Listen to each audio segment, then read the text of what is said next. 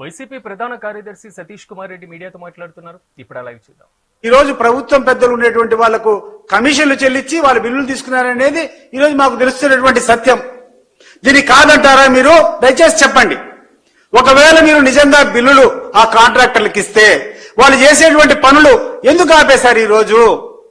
ఒకవేళ ఆపేయకుండా ఉంటే దయచేసి మమ్మల్ని పిలుచుకుని పోయి చూపించండి, ప్రజలు ఆడ పనులు జరుగుతున్నటువంటి సాక్ష్యాలు మాకు చూపించండి అని చెప్పి ఈ ప్రభుత్వాన్ని అడుగుతున్నాం.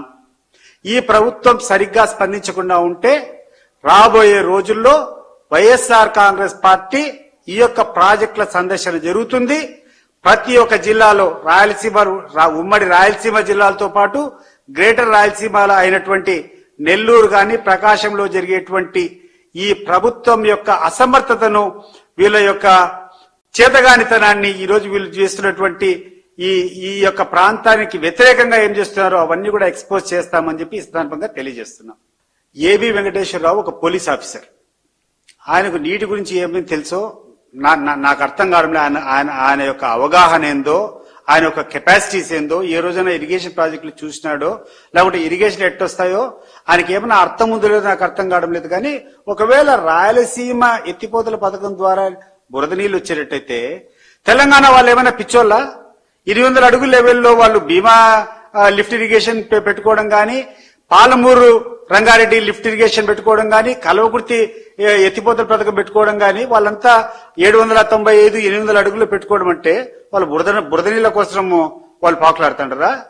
నీకేమైనా అర్థమవుతుంది? అసలు నీళ్ల యొక్క వాల్యూ వర్షం పడినప్పుడు నీకు తెలియదు. వర్షం పడినప్పుడు అన్ని ప్రాంతాలు బాగుంటాయి. నదిలో పూర్తి స్థాయిలో నీళ్లు పారినప్పుడు ఎక్కడా ప్రాబ్లం ఉండదు.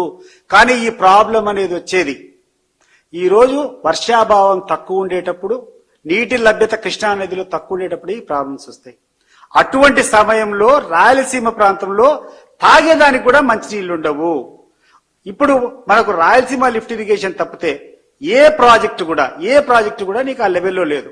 ఇటీవల చంద్రబాబు నాయుడు గారు ఏదో ప్రెస్ మీట్ లో నేను చూసా, ముచ్చుమరి ఉంది కదా ఆ నుంచి పంపు చేయొచ్చన్నాడు. అయ్యా చంద్రబాబు నాయుడు గారు, ముచ్చుమరి యొక్క కెపాసిటీ ఎంత సార్? నువ్వేందో పెద్ద ఇరిగేషన్ లో మేధావి అని చెప్తున్నావు. మాకు కూడా అంతా ఏందో తెలుసు ఇరిగేషన్ గురించి.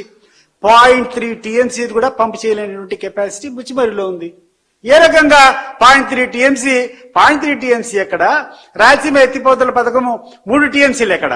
రోజుకు 3 TMCలు నువ్వు పంపు చేసేటువంటి కెపాసిటీ నుంచి 0.3 TMC ప్రాజెక్ట్ చూపించి ఇది సరిపోతుంది రాయలసీమకు అని చెప్తే నిజంగా నేను నవ్వాలనో, నేను ఏడ్చాలనో, లేకుండా అంటే చంద్రబాబు నాయుడు వారి విఘ్నతను ఏమనుకోవాలనో కూడా నాకు అర్థం కావడం లేదు.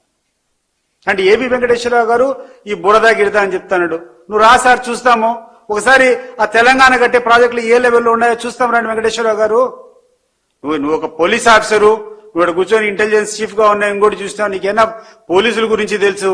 నీకు రాయలసీమ నీటి గురించి నీకేం తెలుసబ్బా? నీకు నీళ్లు పంపులు పెడితే బురద నీళ్లు వచ్చేటట్లయితే ఎందుకు అన్ని వేల కోట్లు ఖర్చు పెట్టుకొని ఈ రోజు ఇన్ని ప్రాజెక్టులు కడుతున్నాం మనము? పోలవరంలో ఎందుకు లిఫ్ట్ పెడుతున్నాము? ఆ తర్వాత ఈ రోజు పట్టిసీమ అని చెప్పి పట్టిసీమ ప్రాజెక్ట్ అని చెప్పి ఎందుకు పెట్టాము? ఆడ నీళ్లు ఎత్తమన్నా బురద నీళ్ళ నుంచి ఎత్తి కొడుతున్నామా? పట్టిసీమ ఈ రోజు జీవనాధారం. పోలవరం కంప్లీట్ కాల. ఈ రోజు కోస్తాకంతా, ఈ రోజు కృష్ణా జిల్లాకు, కృష్ణాలో ఉన్నటువంటి పరివాహక ప్రాంతానికి, డెల్టాకంతా నీళ్లు ఎక్కడి నుంచి వస్తున్నాయి? ఎత్తిపోతల పథకం కాదా? బురద నీళ్ళు వస్తున్నాయా? అది అర్థం కానిటువంటి వాదనలు దయచేసి పక్కన పెట్టండి. మీకు చిత్తశుద్ధి ఉంటే మీరు మమ్మల్ని పిలవండి, మా ముందర కూర్చొని చర్చిద్దాం. అది ఉపయోగమో లేదో ఆల్ పార్టీ మీటింగ్ పెడతాము. రాయలసీమ ప్రాంతంలో ఉన్నటువంటి వైఎస్ఆర్ కాంగ్రెస్ పార్టీ నాయకులు అంటే మీకు వ్యతిరేకం ఉండొచ్చు. మిగిలినటువంటి నాయకులు పిలుద్దాం, కాంగ్రెస్ పార్టీని పిలుద్దాం, కమ్యూనిస్టు పిలుద్దాం, అనేటువంటి రైతును పిలుద్దాం. ఉపయోగమో లేదో వాళ్ళు తెలుస్తారు. నువ్వు కూర్చొని నీ ఇష్టం వచ్చినట్టు మాట్లాడటము ఇది సమంజసం కాదు. రాయలసీమకు నీళ్లు వచ్చేటువంటి దానికి ఈ ప్రభుత్వం ఎందుకో మరీ మోకాలు అడ్డుతా ఉంది. దీన్ని ఈ ప్రాంతం యొక్క ప్రజలు హర్షించరు. దయచేసి మీరు గుర్తుపెట్టుకోండి.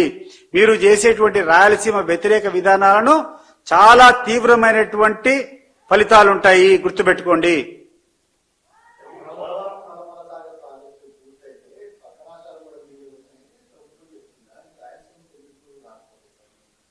పోలవరం అదే కదా మరి నల్లమల సాగర్ అనేది ఇప్పుడు కృష్ణా నుంచి పోవాల్సిందే. శ్రీశైలం నుంచి వెలుగోడు ద్వారా టన్నెల్స్ ద్వారా తీసుకుని పోవాలా. జగన్మోహన్ రెడ్డి గారు ముఖ్యమంత్రిగా ఉన్నటువంటి ఆయనలోనే ప్రాజెక్ట్ అంతా పూర్తి అయిపోయింది. టన్నెల్ పనులు పూర్తి అయిపోయినా అన్నటువంటి నల్లమల సాగర్ ప్రాజెక్ట్ పూర్తి అయిపోయింది. ఈ రోజు కేవలం అన్నటువంటి R&R అంటే రిలీఫ్ అండ్ రీహాబిలిటేషన్ అన్నటువంటి నిర్వాసితులకు అందరికీ వాళ్ళకి డబ్బులు ఇచ్చేసి ఆ నుంచి వెకేట్ చేయించడం. నువ్వు వెకేట్ చేసేటువంటి మరుసటి నిమిషం కృష్ణా నుంచి నీళ్లు తీసుకొని వచ్చి వెలుగోడు ద్వారా నువ్వు నింపచ్చు నల్లమల సాగరు. మరి ఎందుకు చేయడం లేదు? 8,000 కోట్లు ఖర్చు పెట్టామని చెప్పి గోపాల్ చెప్తున్నటువంటి నాయకుడు ఆడ అయ్యే ఖర్చు అంతా ఎంతంటే ల్యాండ్ అక్విజిషన్ కు R&R కు 800 కోట్ల నుంచి 1,200 కోట్లు అయితే పూర్తి స్థాయిలో అయిపోతుంది. కనీసం 100 కోట్లతోనూ 200 కోట్లతోనూ ఒక ఫేస్ అన్న కనీసం ఒక టీఎంసీ నీళ్లు పెట్టేమైనా ఈరోజు ల్యాండ్ అక్విజిషన్ చేయొచ్చు కదా.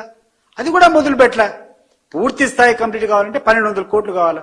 కనీసం కొన్ని నీళ్లు పెట్టాలంటే ఆ ప్రాంతం పైన నువ్వు కంప్లీట్ చేస్తే నీకు మినిమం స్టోరేజ్ అన్నా పెట్టచ్చు. ఎందుకు పెట్టలేదు అని చెప్పి అడుగుతున్నాం.